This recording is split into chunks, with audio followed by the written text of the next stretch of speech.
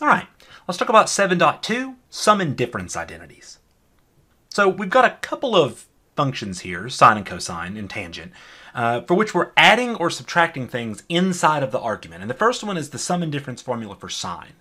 So it says the sum formula for sine when alpha and beta, or angles, is the sine of A, or the sine of alpha, plus or minus B, or beta, I'm going to use alpha and beta, you use A and B if you want to, is the sine of A times the cosine of beta, plus or minus the cosine of alpha, the sine of beta. So, one more time. The sine of alpha plus or minus beta is equal to the sine of alpha times the cosine of beta, plus or minus the cosine of alpha sine of beta. And let me explain how to use the plus or minus. If this is plus, then this is plus. If this is minus, then this is minus. And that's it. So there's actually two formulas here.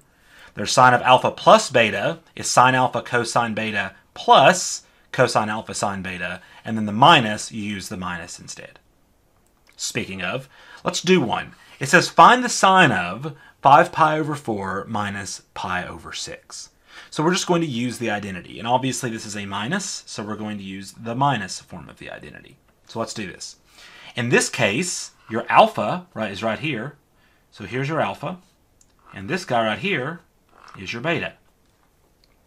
So the first thing's your alpha, the second thing's your beta. Just keep that in mind. So that's alpha, and that is beta. Okay, let's write it down here. So this is the sine of 5 pi over 4 minus pi over 6, okay, is equal to, now just plug it in. It's the sine of alpha, so alpha was 5 pi over 4, so we're going to write that. So it's the sine of 5 pi over 4 times the cosine of beta, which was pi over 6, okay, minus, because this is minus. That's what the formula says. Minus, if this is minus, that's what the formula says. And then it's the cosine of the first thing, so the cosine of 5 pi over 4, okay, times the sine of the second thing, so sine of pi over 6. Okay. All there is to this now is just figure out what each one of these values are. So ask yourself, what is the sine of 5 pi over 4? Well, the sine of 5 pi over 4 is there in quadrant 3. It's the y when you're at 5 pi over 4, so it's negative root 2 over 2. So let's write that. Negative root 2 over 2. Now, the biggest mistake I see is people come over here and they write the sine of this. And that's not what it does. The entire thing, this whole thing right here, is negative root 2 over 2. That is the value. So the sine, the 5 pi over 4, it all goes away and it's replaced with the value that it is.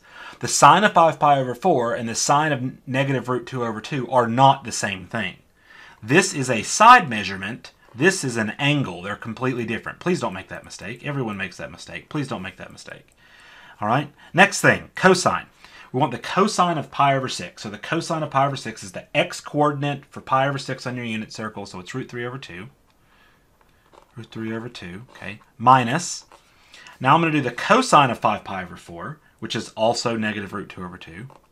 So negative root 2 over 2 is also negative root 2 over 2. So negative root 2 over 2 times, and then the last thing is the sine of pi over 6. The sine of pi over 6 is, of course, just 1/2. Okay? So from there, we just need some more space, and we can finish this. So with just a little bit more space here, we're going to come all the way down here, and we're just going to finish this up. And I'm just going to do the rest of this multiplication. Negative square root of 2 times the square root of 3 is negative square root of 2 times the square root of 3. Over 2 times 2 is 4, so that's the first term, minus. Minus a negative is plus a positive. I'm going to do that right there. So it's plus. And then root 2 times 1 is root 2 times 1, if you want to write it like that. 2 times 2 is 4. They have a common denominator. That's real nice. So I'm just going to write them together now. So this is negative square root of 2 times square root of 3, which we can do that even better. Root 2 times root 3 is root 6. So negative root 6 plus root 2 over 4. Or, if you prefer, and I do, root 2 minus root 6 over 4. That's it. That's what the sine of 5 pi over 4 minus pi over 6 is. By the way, if you come back up here and you do a little bit of math here, and you figure out your common denominator for these two things, which the least common denominator for 4 and 6 is going to be 12, you can write each one of these things in terms of twelfths. So what you're actually finding is the sine of, so in terms of twelfths, this is multiplied by 3, so 15 pi over 12 minus, and then in terms of twelfths, this is 2 pi over 12. What you're actually finding is the sine of 13 pi over 12. And this should give you a little bit of hint as to how we're going to proceed on this next one, which asks us to find the sine of pi over 12. So we're just going to do this in reverse and break it down into a sum or difference, because we're in the section on sum and differences. So in order to do pi over 12, we've got to do a little bit of work on the pi over 12 first, because we don't know what the sine of pi over 12 is. You go try to look it up on the unit circle. We don't know what it is. We know where it is. It's halfway. It's on the unit circle, halfway between 0 and pi over 6.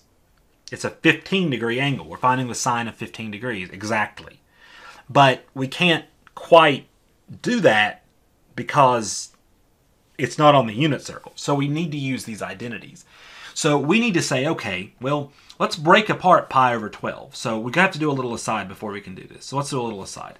We have to say, okay, pi over 12 is just equal to, and then we need to just take two things that either add or subtract together to give you pi over 12. And you do them however you want to. But you want each of the things that you choose to be angles on the unit circle, because you have to plug them in to sine and cosine still, right? So if you still have to find pi over 12 in here somewhere, that's not going to help you. So using only the angles, pi over 6, pi over 4, pi over 3, pi over 2, 2 pi over 3, 3 pi over 4, so on and so forth, those angles, using only those angles and addition and subtraction, write pi over 12 some other way. 1 pi over 12 some other way. And I think that the easiest way to do this one would be to just take pi over 6 away from pi over 4. That's the easiest way that I can see to do this. So notice that this is just pi over 4 minus pi over 6. And if you can't see that immediately, maybe think about it in terms of pi over 12. So that's 3 pi over 12 minus 2 pi over 12. And you'll notice that each one of these things that I picked actually reduced to something useful. 3 over 12 is 1 over 4. And 2 over 12 is 1 over 6. And 4s and 6s are things we can work with. So pi over 12 is pi over 4 minus pi over 6. So now we can do the problem. The sine of pi over 12, like this, that's just the sine of pi over 4 minus pi over 6. And now all that you have to do on this is just use the formula. So it's the sine of the first thing. The formula is the sine of the first thing times the cosine of the second thing. Okay. Minus, because this is a minus, minus, now it's the sine of the second thing times the cosine of the first thing. They should be different. And now all there is from here is just fill it out. Let's do it in a different color. So the sine of pi over 4 is root 2 over 2. So this is root 2 over 2. The cosine of pi over 6. The cosine of pi over 6, the whole thing, is root 3 over 2. All right. Minus the sine of pi over 6, right here. The sine of pi over 6 is 1/2, of course. And the cosine of pi over 4 is still root 2 over 2. Okay. And you're just multiplying these things together. So you've just got a little bit of extra math to do on this last step here. So this will just equal. Let me do the math again here. So root 2 over 2 times root 3. So root 2 times root 3 is root 6 again. So it's root 6 over 4. Okay. It's root 6 over 4 minus 1 times root 2 is root 2 over 4. Root 2 over 4. Like that. And if you want to write this the whole way out, I'll write it over here. Your answer is just root 6 minus root 2 over 4. That is the exact value of sine of pi over 12. If you type that into a calculator, you'll figure out that it is, in fact, somewhere between the sine of 0 and the sine of pi over 6, as it should be. Root 6 minus root 2 over 4. That is what this is. Awesome. So the next thing that we want to do is something very similar. So now I want to talk about the sum and difference formula for cosine, and you may be noticing that this is example 4, and the last one we did was 2. I did skip the example 3 from the notes here. It was basically the exact same problem, except we did 45 degrees minus 30 degrees, and I didn't actually see the point in doing that. Just turn the degrees into radians, and you can do it the same way, or you can even do it with just degrees in the whole formula. It's whatever you want to do. But here's the sum and difference formula for cosine. It looks very similar, but in a lot of ways different from sine's formula. So cosine of alpha plus or minus beta equals cosine alpha cosine beta. Oh, that's new. What's that sign? Well, if this is plus or minus, this is minus plus. Sine alpha, sine beta. And the way minus plus works is this. Minus plus always has to be paired with the plus or minus. And what it means is if you chose the plus here, you choose the minus here. And if you choose the minus here, you choose the plus here. That's it. So there's two different formulas here. There's the cosine of alpha plus beta equals cosine alpha cosine beta minus sine alpha sine beta. And then there's the other one. Cosine alpha minus beta is cosine alpha cosine beta plus sine alpha sine beta if you choose the bottom one here. And that's all there is to it. And then using this is as simple as it was last time. So make sure you're getting down these formulas. But let's go ahead and do this. So here's one where it's already written out for us. So let's just look at it. Let's see if we can do this. So the cosine of pi over 3 plus pi over 4. Okay. It's just use the formula. It's the cosine. This is your alpha. Of course, this is your beta. So it's the cosine of the first thing. So it's the cosine of pi over 3. Okay, times apparently the cosine of the second thing. So the cosine of the second thing, the second thing was pi over 4. So cosine of pi over 4. Okay, now this was a plus. That's up top, so we choose the minus for this one. So the sign's opposite for the cosine formula. So minus, and then it's the sine of the first thing times the sine of the second thing. Okay. And then we just fill in, of course, using the unit circle, we just fill in the values. So the cosine of pi over 3 is 1/2. The cosine of pi over 4 is root 2 over 2. Okay, minus the sine of pi over 3 is root 3 over 2. The sine of pi over 4 is root 2 over 2. You're getting a lot of very similar answers here. You might be noticing this is root 2 over 4 minus root 6 over 4, which if you want to write the whole thing, it's root 2 minus root 6 over 4. That's it. There's no more combining these. This, by the way, is not the square root of 4. This whole thing is not 1/2. Please don't do that. You can't combine square roots like this. They're not like terms. You can multiply them together, like we did here, root 3 times root 2. You just multiply underneath the square root. That totally works. But if you're adding or subtracting, it does not work like that. And if you want to know why, get way further into algebra and start talking about groups and fields and whatnot, and you'll see why. But that's it. Just use the formula. Make sure the only thing about cosine is remember to just switch the sign here, and it's straight in the formula for you, which you will have available on the test for you. So there you go. Have that there. I'm not going to make you memorize these. You'll have on your next test access to your sum and difference formulas along with all formulas that we learned from this section onward.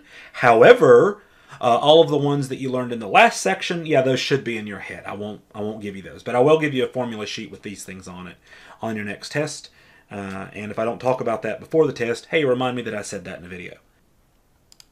So you can see that there's a couple more problems here. Let's talk about example 5. It says find the cosine of pi over 3 minus pi over 4. That's just as simple as this. And I'm going to copy it down. You should pause the video and give this one a shot. See if you can do it. And if you get stuck, then just unpause the video and I'll show you what we're doing here. But this is a minus, so the problem's going to have a plus in it over here. And it's the cosine things added together first. So it's the cosine of pi over 3 times the cosine of pi over 4 plus, because this is a minus and that's how the formula works, the sine of pi over 3 times the sine of pi over 4. Okay, and now we're just going to do the math on all of this. Of course, the cosine of pi over 3 is 1/2. The cosine of pi over 4 is root 2 over 2, plus the sine of pi over 3 is root 3 over 2, and the sine of pi over 4 is, of course, root 2 over 2. So this is, of course, just pi over 12. We've already done the math on that. Pi over 3 minus pi over 4 is pi over 12. So we're just finding the cosine of pi over 12 here. But let's go ahead and look at the rest of this. 1 times square root of 2 square root of 2 over 4. 2 times 2 is 4. So this is root 2 over 4 plus root 6 over 4. And I'm going to write this as root 6 plus root 2 over 4. We keep getting answers that look an awful lot like that because that's just how these formulas end up working out. There's only so many different things that we can put together and get any kind of real answer for it. So there we go. We did it. Good job. That's all there is to that one. Let's look at this next one. Let's get some more space. So this last one asks us to prove that cosine of 5 pi over 4 minus pi over 6 equals negative root 6 minus root 2 over 4. And all that this is just doing the problem but putting some proof brackets around it. So it said proof, so let's do a proof. And then just do the same thing you've always done. So the cosine of 5 pi over 4 minus pi over 6, this one just tells you what the answer is going to be. So it's actually even easier. Plug everything in here. So this equals then the cosine, I'm just using the formula, which hopefully you've written down. So it's cosine of the first thing times the cosine of the second thing. Okay, this is a minus, so this is going to be a plus. And then it's the sine of the first thing times the sine of the second thing. Like that. And then just look everything up on the unit circle. So the cosine of 5 pi over 4 is negative root 2 over 2. The cosine of pi over 6 is root 3 over 2. Plus, those are being multiplied. The sine of 5 pi over 4 is also negative root 2 over 2. And the sine of pi over 6 is 1/2. And when you do all the multiplication, negative root 2 times root 3 rather is negative root 6 over 4. And then this is plus a minus, so it's minus. Root 2 times 1 is root 2 over 4. And of course this just equals minus root 6 minus root 2 over 4. And that's what you were trying to get up here. So we're done. Put your little box at the end and you're finished. There you go. That's the whole proof. So not too hard. It's just use the formula. It's plug and chug. You got to know the formula, but use the formula. Again, I'm going to give you the addition and subtraction formulas that we've had so far, and all the rest of the formulas for the rest of the class, those will be on a sheet. The ones that we had in 7-1, those will not be on the sheet. You need to know the reciprocal, the quotient, the even odd, the cofunction, and the Pythagorean identities. Those need to be in your head. Those need to stay in your head because they're only going to help you. These, on the other hand, are something that we're just going to be looking up in the future. No need to memorize them. If you want to memorize them, awesome. But if you don't want to memorize them, I totally understand. So I know that you guys are out there just itching to figure out what tangent is, and this is tangent. And tangent's the most complicated looking one. And you can derive this really easily by just literally doing sine of alpha plus or minus beta divided by cosine of alpha plus or minus beta and doing all the math, but it'll end up working like this. So if you choose plus, then it's plus on top and minus on the bottom. And if you choose minus, it's minus on the top and plus on the bottom. So whatever it is you choose, that's how it works. But tangent of alpha plus or minus beta is the tangent of alpha plus the tangent of beta over 1 minus plus tangent alpha times tangent beta. So all we've got to do now is just go through and write all these down. And if you've got your sheet out, this is going to be super easy. I'm going to do it assuming you only have a unit circle, but if you got your sheet, you can actually skip a couple of these steps here. So let's look now at this first one. So I want to find the tangent of 2 pi over 3 plus pi over 4. So I'm just going to plug everything into here. Notice that the first thing is alpha, the second thing is beta. We're just going to plug everything in here. So this equals, so on top we have the tangent of 2 pi over 3. Okay, this is a plus, so this will be a plus. Okay, because it says so. So this will be plus the tangent of the second thing, pi over 4.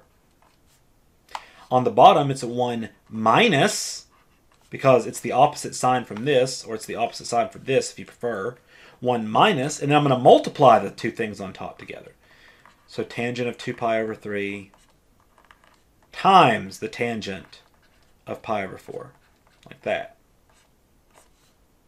Okay? Now, obviously, if we know what tangent of 2 pi over 3 and tangent of pi over 4 are, this problem becomes really easy. Well, we know that the tangent of pi over 4 is 1 because it's sine over cosine, and it's if you divide the y-coordinate by the x-coordinate, they're both the same thing. So we know right now, and I'll write it in a different color for you, we know right now that the tangent of pi over 4 is 1. We know that. Let's figure out what the tangent of 2 pi over 3 is. That's equal to the sine of 2 pi over 3 over the cosine of 2 pi over 3. And if you don't, by the way, if you don't know that tangent of pi over 4 is 1, convince yourself of that. Write the sine of pi over 4 over the cosine of the pi over 4. Tell me what each one of those are, and then justify it. The tangent of 2 pi over 3, and you've already done the math. You already know what this is. Just look at your sheet. You know what it is. But in case you don't remember, it's just root 3 over 2 over negative 1/2. So root 3 over 2 over negative 1/2, negative 1/2. So the whole thing then is just negative square root of 3. So apparently the tangent of 2 pi over 3 is negative square root of 3. That's what you should have written on your sheet. So just go look it up and then plug everything in. The tangent of 2 pi over 3 is negative square root of 3 plus 1 is what the tangent of pi over 4 was, over 1 minus, and then multiply these things together, times 1, like that. Negative square root of 3 times 1 equals, like this. Do the math. So I'm going to write this as 1 minus square root of 3 on top, and on the bottom, I'm going to write it as 1 plus the square root of 3. That's it. That's what the tangent of 2 pi over 3 plus pi over 4 is. And if you want to find the common denominator and actually add these two things together and figure out what single thing it is you found, awesome. But otherwise, that's how you do it. Plug it in, chug it. You might want to figure out what each one of these parts are. Sometimes it's harder than pi over 4. All right, let's look at a couple more of these and then we're done. So let's look at the tangent of pi over 12. So this is another one where you're going to have to rewrite pi over 12 as two things that either add or subtract to each other, it doesn't matter what they are, to give you pi over 12. So start with things that reduce, fractions that reduce to things on the unit circle, and add or subtract them. So do it in terms of 12s. So we know, we've already done this one before, 3 pi over 12 minus 2 pi over 12 is going to work out. So we know that 3 pi over 12 minus 2 pi over 12 is going to work out. That's obviously 1 pi over 12, but this reduces to pi over 4. That's on the unit circle. That reduces to pi over 6. That's on the unit circle, so you're good to go. But what if you just wanted to do it another way, just because you could? What's another couple of things that would work? Well, some of you might be asking, well, why can't I do 4 pi over 12 minus 3 pi over 12? Why can't I do that? That definitely works. Well, ask yourself, does this reduce to something on the unit circle? Well, 4 pi over 12, 4 over 12 is 1 over 3, so that's pi over 3. And this is just pi over 4, so yeah, that's going to work too. And in fact, this time I want to use this, just because I want to. You could use 3 pi over 12 minus 2 pi over 12. That would work just as fine. This time I want to use 4 pi over 12 minus 3 pi over 12. Now, you might be asking yourself, and this is the last thing I want to go over, well, why can't we just use 5 pi over 12 minus 4 pi over 12? Well, this reduces just fine, but ask yourself, does that reduce? No, it doesn't reduce. 5 pi over 12 doesn't reduce to anything. So when you plug it into the formula, you're going to have to find the tangent of 5 pi over 12. You don't know what the tangent of 5 pi over 12 is. So let's not do it that way. But we are going to do it with 4 and 3. So we're going to say that pi over 12, we're going to come up here, we're going to say that pi over 12, not 112, pi over 12 equals, this is just 4 pi over 12 minus 3 pi over 12, okay? And 4 pi over 12 is just pi over 3 minus pi over 4. That's what 3 pi over 12 reduces to. So then we're just going to say that the tangent of pi over 12 is equal to pi over 3, or tangent rather, of pi over 3 minus pi over 4. So this is a minus, so let's just use the formula. So the formula says we're going to add the two things on top, or subtract the two in this case. So let's subtract the two. So it's the same sign as this on top. It's opposite on the bottom. So it's the tangent of pi over 3 minus the tangent of pi over 4. And then remember, it was 1, the opposite of this sign, so plus, and then multiply those two things together. Tangent of pi over 3 times the tangent of pi over 4. Okay? And we're going to come all the way back over here, and we're just going to write all these things out. Now, you have to figure out what the tangent of pi over 3 is real quick. It's the square root of 3. If you can't get that off your sheet, convince yourself you're doing root 3 over 2 over 1/2. You take the reciprocal of the 1/2, the 2's cancel, you get root 3. So we know then that this is the square root of 3 minus, we know that tangent of pi over 4 is 1. And then this will be 1 plus the tangent of pi over 3 was the square root of 3. And then this is just times 1 here on the bottom like this. Okay. And I can actually just erase this and draw it back a little smaller maybe. Get some extra space back. So then this is just the square root of 3 minus 1 over the square root of 3 plus 1. I just wrote them the same way. You could have written it 1 plus root 3 on the bottom. That would have been just fine. You could also write it -1 plus root 3 on the top if you felt like it, however you want to do it. All right? But that's another example. So here on this last example, we notice that we get something that looks completely different. And this ends up just being a whole big mess of algebra. It's not too hard to use the trig. The algebra ends up being the hard part. That works out a lot like that for us. So let's do it in blue here. Let's do the tangent of pi over 6 plus pi over 4. And this is the hardest problem that we'll do. It's also the last problem that we'll do. We want to prove that it equals 2 plus the square root of 3. So it's a proof. Okay, fine, it's a proof. So put the little proof box. Okay, now it's a proof. So we're going to say that that equals, and let's just go ahead and do the formula. So the formula works like this. It's the tangent of the first thing. So tangent of pi over 6. The same symbol that's used inside the argument, so plus, it's the same symbol as this. The tangent of a second thing. Tangent of pi over 4. So far, so good, right? Now we just look at this. We do 1, it's the opposite symbol, and then we multiply the two things together. So the tangent of pi over 6 times the tangent of pi over 4. Like that. Now, from here, it's as simple as looking on your sheet or doing the math. You'll see that the tangent of pi over 6 is root 3 over 3. The tangent of pi over 4 is 1 over. And then it'll be 1 minus, well, it's just going to be root 3 over 3 times 1, right? And I'm going to plug it in, but it's pretty clear what that's going to be. Root 3 over 3 times 1. Okay? So we're going to come all the way back over here. I need all this space. And we're going to use a different color because we're on a new line. So on the top, this is going to be root 3 over 3 plus 1 over 1 minus root 3 over 3. Now, you may notice that what we're trying to get to is 2 plus the square root of 3. And you may notice that what we've got here sure does look like an answer. It's not an answer, though. And if you want to pause the video for a second and try to figure out why that answer isn't as simplified as we're going to want it, you're more than welcome to do so. However, it should be pretty obvious to you that here in the denominator we have a radical. We don't like radicals in our denominators. Now there's a couple of ways that we can go about doing this. We can go ahead and clear the radical now, if you want to, by multiplying by the conjugate. But I see those fractions, and I don't want fractions on my fractions. That's too many fractions. So what I'm going to do to get rid of this fraction is I'm just going to multiply by 3 over 3. Okay? Which means I'm going to multiply everything on top by 3 and everything on the bottom by 3.